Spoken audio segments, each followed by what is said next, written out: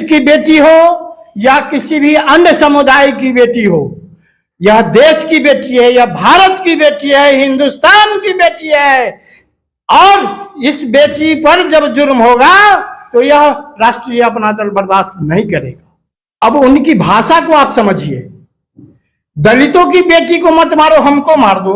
असवर्णों की बेटी को मारो, अन्य समुदाय की बेटियों को मारो, हैं, और बाकी सबको जान मार दो, हमको छोड़ दो।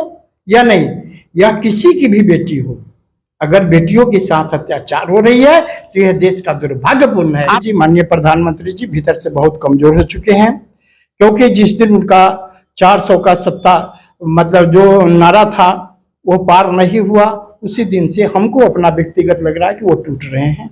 मैं उनके मतलब वर्तमान भाषणों में कुछ देख रहा हूं कि कुछ लड़खड़ाहट सी आ रही है।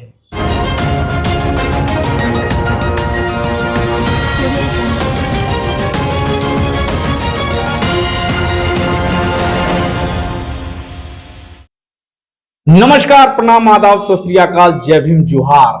आप देख रहे हैं पॉपुलर न्यूज फ्रंट और मैं हूं धर्मवीर धर्मा। हमारे साथ बातचीत के लिए अभी हैं बीएन चतुर्वेदी जी, जो कि राष्ट्रीय अपना दल के राष्ट्रीय प्रवक्ता हैं, सह राष्ट्रीय प्रभारी भी हैं। सर, सबसे पहले आपका बहुत बहुत स्वागत है हमारे चैनल में। जी, आपको भी राष्ट्रीय अपना दल परिवार की ओर से पीएनएफ न्यूज चैनल को बहुत ढेर सारी आशीर्वाद।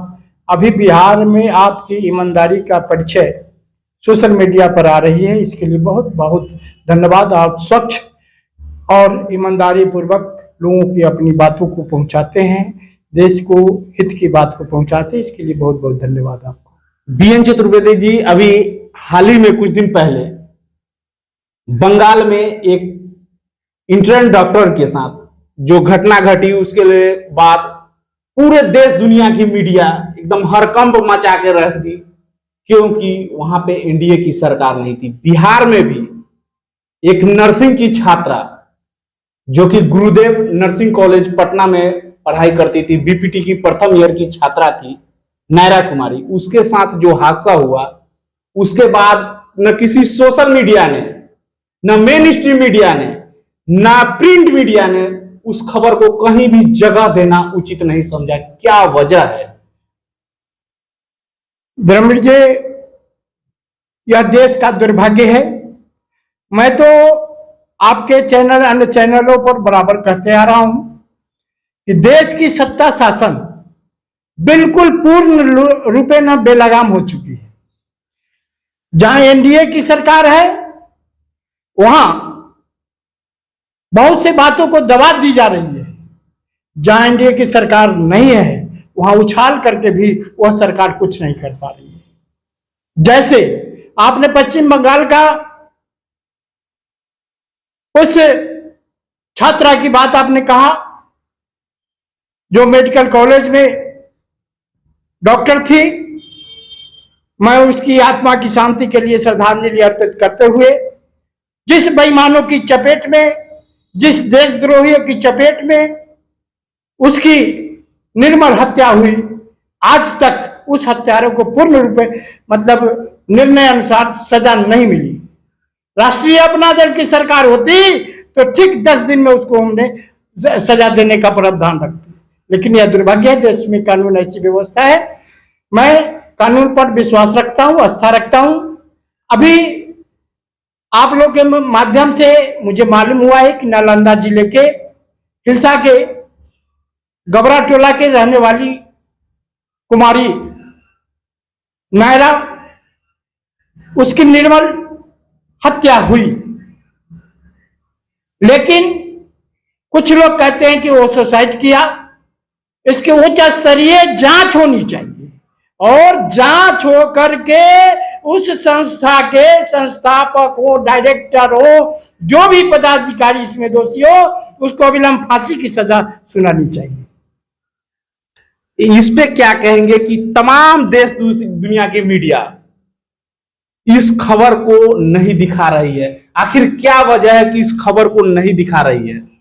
धर्मवीर जी, मीडिया चौथा स्तंभ जरूर है, मैं उनके बारे में कुछ नहीं कहूंगा, लेकिन फिर भी मीडिया की नैतिक जिम्मेवारी थी इस बात को उछलना।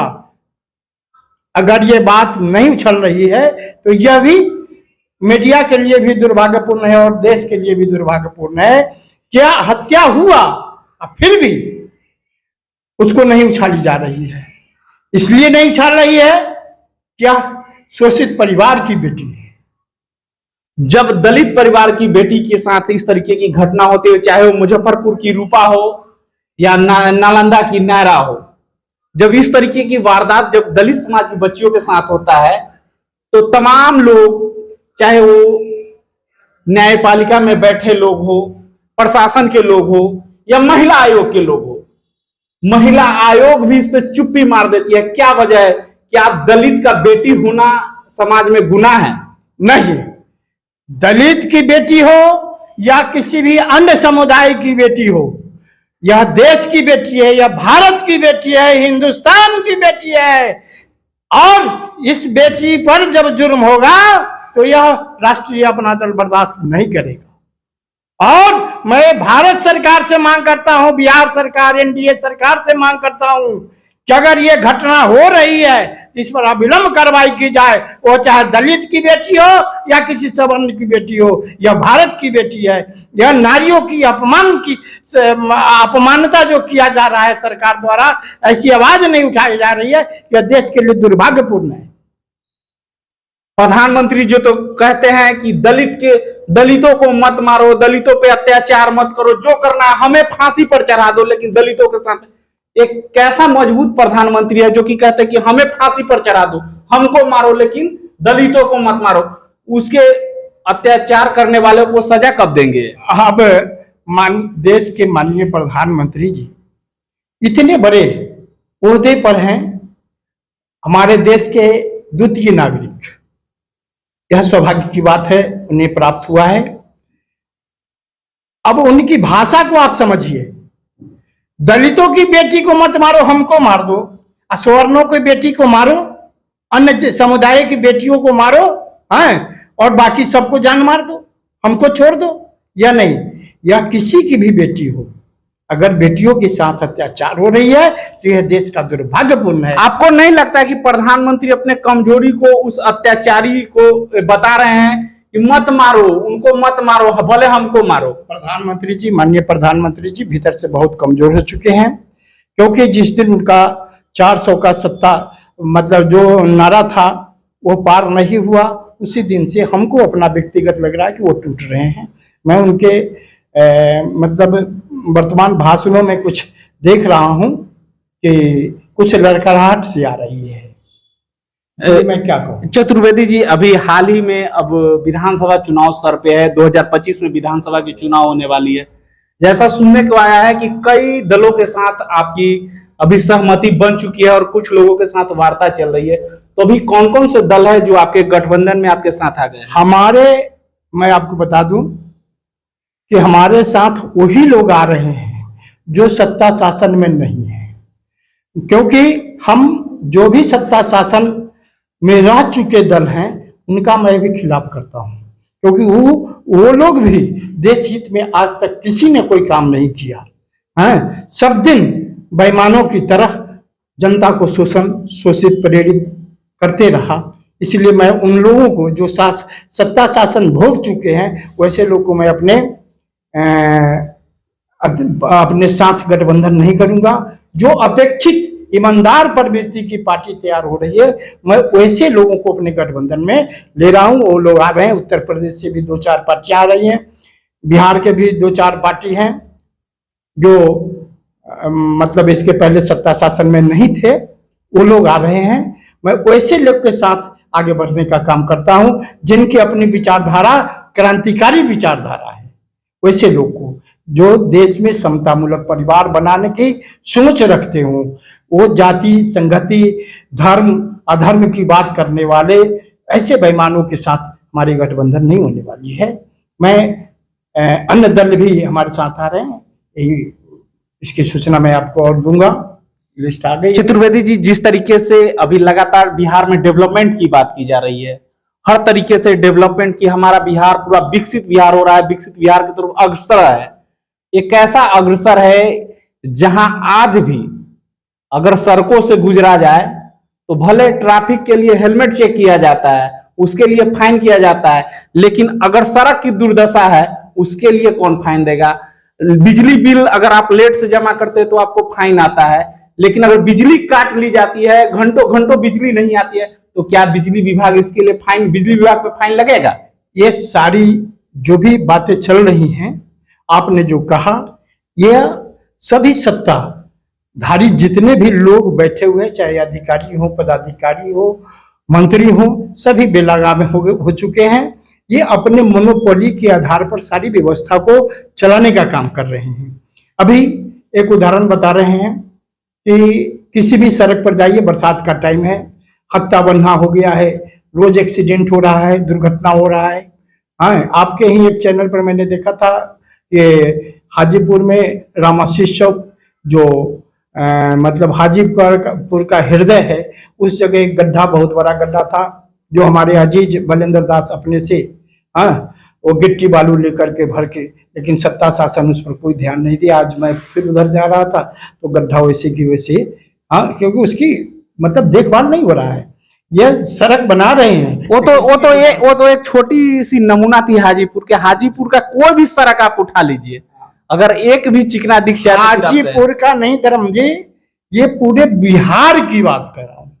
बिहार में जो नई सड़क बन रही है, कुछ दिन के लिए वो ठीक रहता है, सड़क बन जाने के बाद उसकी दुर्गति हो जाती है, उसकी फिर मरम्मती नहीं हो पा रही है। क्या वजह है इसके पीछे?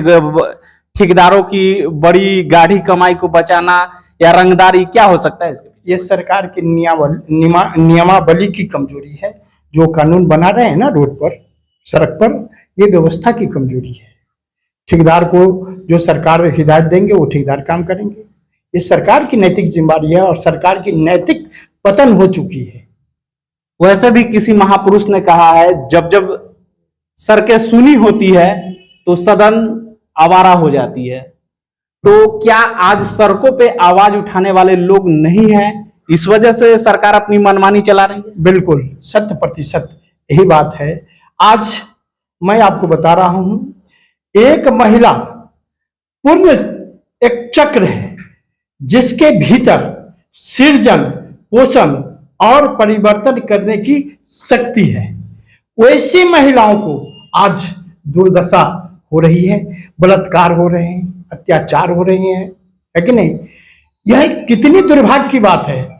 और अभी वर्तमान सत्ताधारी देश के कह रहे हैं कि सुशासन की सरकार है, कोई कुछ कह रहे हैं, कोई कुछ कह रहे हैं, लेकिन ये देश में सभी सत्ता शासन बेलगाम हो चुके हैं।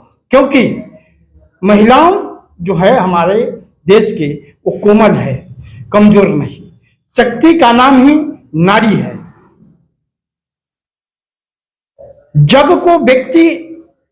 जग को जीवन देने वाली मौत भी तुमसे क्या हारी है, ये महिला हमारे विलुप्त हो रही है। मैं खास करके जब राष्ट्रीय अपना दल की बात होगी, राष्ट्रीय अपना दल की सरकार जिस दिन हमारे बिहार की जनता, देश की जनता बनाएगी, उस दिन आप देख लीजिएगा, उस दिन आप समझ लीजिएगा, उस दिन भी अगर मैं जिंदा रहा तो हमसे आप बात कर लीजिएगा। मैं 100% यह कहना चाहता हूं कि जिस दिन राष्ट्रीय अपना दल की सरकार होगी, युवा, किसान और देश की महिलाएं स्वावलंबी होंगे। अपना कीमती समय देने के लिए बहुत बहुत धन्यवाद जी। बहुत बहुत धन्यवाद तो अभी आपने देखा हमारे साथ बीएन चतुर्वेदी जी थे, जिन्होंने साफ तौर पे कह दिया है कि जब राष्ट्रीय अपना दल की सरकार आएगी तो महिला, युवा और किसान अपने स्वावलंबी होंगे और खुद के दम पे आगे बढ़ेंगे।